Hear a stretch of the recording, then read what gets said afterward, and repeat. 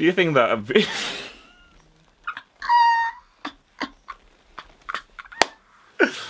do you think do you think do you think that do you think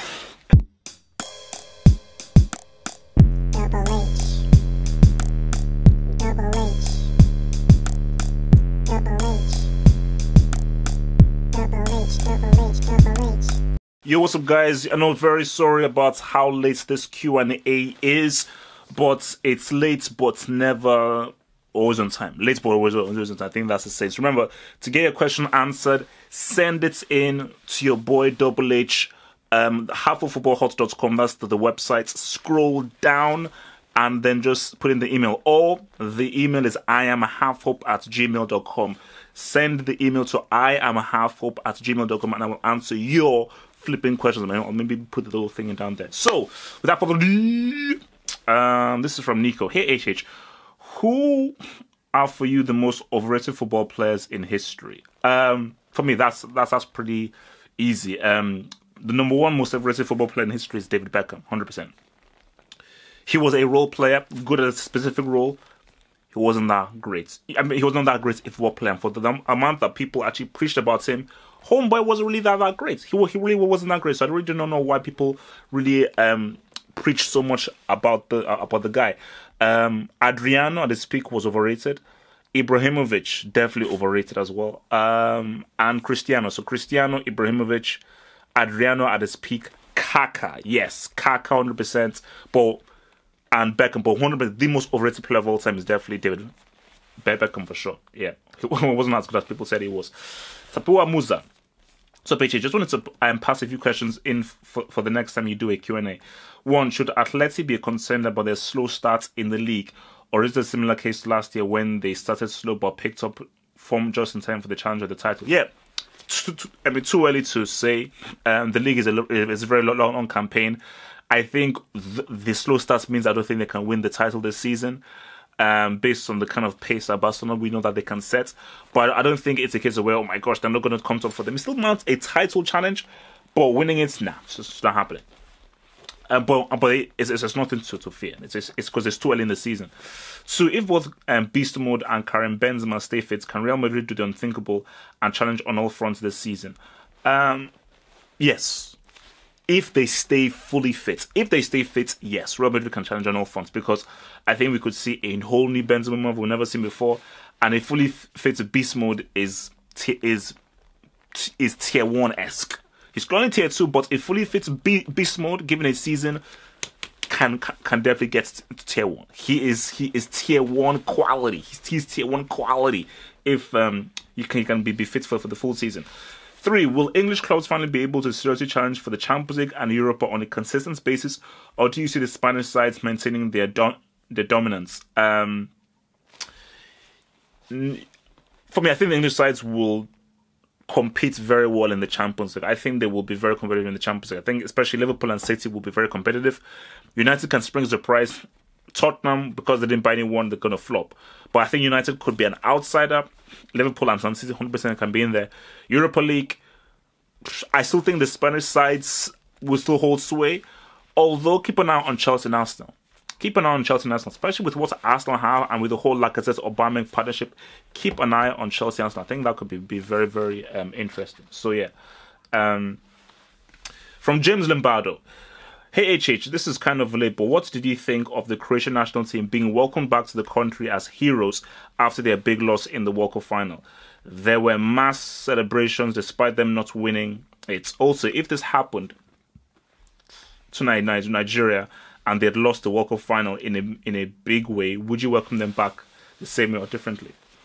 You have to keep in mind, Croatia is a very small country. Very small country.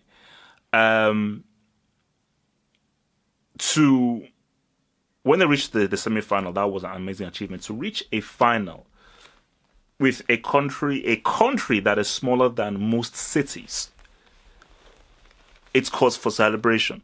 For them winning the World Cup, the country would have exploded. If they'd actually won the World Cup, the country literally would have exploded. So I think that is the right kind of celebration for an achievement, because I don't think people really keep in mind just what an insane achievement it is for a country that small to reach a final. Doesn't matter whether they won or lost, but the fact of reaching a final for that small is a superb, incredible achievement, because you understand, it puts Croatia on the map. So when people now think of, okay, where should we go? Okay, I want to go to Europe and just see places in Europe. Croatia will come into mind, because the World Cup is such a global event that it puts countries on the map. So the fact that Croatia are now on people's lips, and when people think of Europe, one of the first names we're now thinking of is Croatia, based on them reaching the World Cup final, and for people now say, okay, let me Google Croatia. What's Croatia about? Oh, it's a beautiful city. So it increases tourism, and it increases how people perceive the country as well. So it is a huge, huge achievement, not just footballing wise, but for its country itself. If Nigeria celebrated them coming to a final and losing a World Cup final, I would start punching people. Nah. So for the guys in Nigeria and myself, you don't celebrate losing a World Cup final. Hell no. I already said that if Nigeria make a World Cup final, I go there, everyone dopes, we cheats, we win. That's what happens, man. So that's just me. From Bed Joel, hey HH, the trials for my school's football team is next week. Okay, hopefully I have this in time. And I wanted your advice. I'm trying out for the centre back position, and I want to know what I should do to really impress the coaches and make the cuts for the team. Thanks, man. First thing you should do is position. Be disciplined. So before you start carrying the ball out, trying to dribble from the back, learn the basics of defending. Do not be out of position. Be fully aware. Make sure that you don't have to make any last stage tackles. Make sure that you're always 2-3 steps ahead of everyone. And make sure that you are very calm on the ball. That when you receive the ball, you're calm on the ball. But the key thing is where your reading of the game has to be precise. Look at what is happening on the pitch. Anticipate. That's the key thing of being a quality central defender, is anticipation. Try and psych out the striker to make you think that you're going one way, but you're going the other way. So always try and read what the runs the striker is going to make. Try and read the passes the midfielders are going to make. So read the game, be very aware of what is around you, and make sure that you're always at the right place at the right time. So therefore, you are fully calm and you're never under pressure and you're never out of position. Once you have those rudimentaries, people say, no, this guy's a very accomplished defender who is always looking and always trying to be in the right position, the right place at the right time. So, and after that, be good on the ball, and maybe just as a little icing on the cake, come out with the ball and show how good you are at distributing, making it a nice pass, and actually trying to be part of midfield. But the main thing is positional sense. Concentrate on your defense, and that's how you're gonna roll, bro. Hello HH, big fan from Middle East and love your content. Thank you.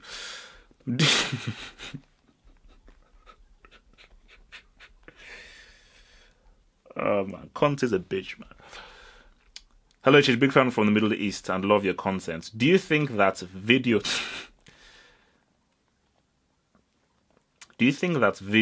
have a chance of Do you think that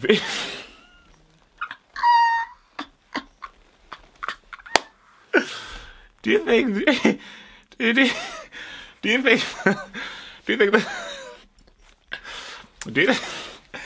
you think that Videoton have a chance of beating Chelsea in the Europa League? If not, what would have to happen?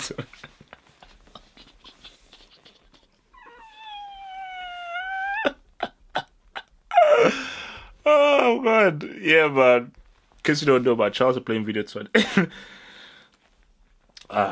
Yeah, man. Okay, let's. Okay. Yeah, I think Videoton have a chance of beating Chelsea. Every team has a chance of beating Chelsea. I think if they defend well, if Videoton employ the same tactic that West Ham employed, men behind the ball, crowd the defensive area, and counter and break well, and use the advantage, and try and put a man on David Luiz and cross towards the strike on David Luiz, I think Videoton have a chance of stealing the game. It's going to be tough. They're heavy underdogs, but I think they have a chance because there is a tactic to beat this Chelsea team based on the kind of tactic and the strategy that they employ. So that's yeah, man. Videoton, wow. So from Mr. D, AWH, as someone who hasn't been that politically awake for the last 20 years, I wanted to know your thoughts on Bush's presidency and his role during and after 9/11, and what you thought of Obama as a president and whether he was a success in the end or not. Much appreciated. So Bush's presidency, for me, I think Bush was definitely criticized for his initial handling of the Twin Tower disaster on the actual day. But who knows who knows how we would have reacted if we're in his position, being told that news in the classroom of children. So it's very easy to say, oh my gosh, who knows? Because it's such a crazy thing that you're like, whoa, what the hell? But you know what? You look at the whole thing of Afghanistan. They had to go into Afghanistan 100%. They had to, because it came from Afghanistan. That's where they believe that the terrorists and so forth came from. But then to go to Iraq, where Iraq had nothing to do with everything. How do you go from Afghanistan to Iraq? When you hear about how oil was taken from Iraq, then you think that maybe this was a smokescreen. So I think the issue with Bush was that he wasn't that great a president. Maybe the only positive was the speech he made at the whole Ground Zero arena, and how he was able to sort of like raise the morale of the people in such like a weird time for Americans. But I think him going to the Iraq War, the unemployment rates, the state of things were in America, Katrina as well. He was a pretty crap president. I mean, he was a brick. He was a class B, a class A brick of a president, because I think a lot of just basic things, structural wise within America, he didn't do well. Obama, I think Obama was a beacon. Obama was definitely much more superior president to Bush. I think the unemployment rates decreased, and he took over during the financial crisis and really got America up. So I think in a structurally, Bush definitely was actually pretty good. But I think that I'm not sure what impact he made. I felt that he could have made much more of a bigger impact being the first non-white president. He's not the first black president because he's mixed race. His mother's white, his father's black. But being the first non-white president, the first mixed race president, I thought, you know what, he could have maybe done more racially for America and so forth. I just didn't really feel his impact as a president, and I don't think that he really fully lived up to that the audacity of hope, hope kind of slogan that he did to really come with. But compared to Bush, he was a far better president than Bush. So guys, that's it for the questions for today. Sorry I didn't pick out a question. I could only pick out a few, the ones I thought were the best to really talk upon. But yeah, send in your questions again, and I'll try and answer the ones I didn't answer for this past week. Remember, head to the website, scroll down to use the contact form, or below there, it is iamhalfhope@gmail.com. The email is iamhalfhope@gmail.com. Email me the questions and I will answer it away. Peace out, stay true, stay black. Thank you for watching this video. Think about pledging and become a Half of Football Hot patron. Pledge an amount each month and gain access to exclusive videos from your boy, the Football Hot, for more analysis. Peace.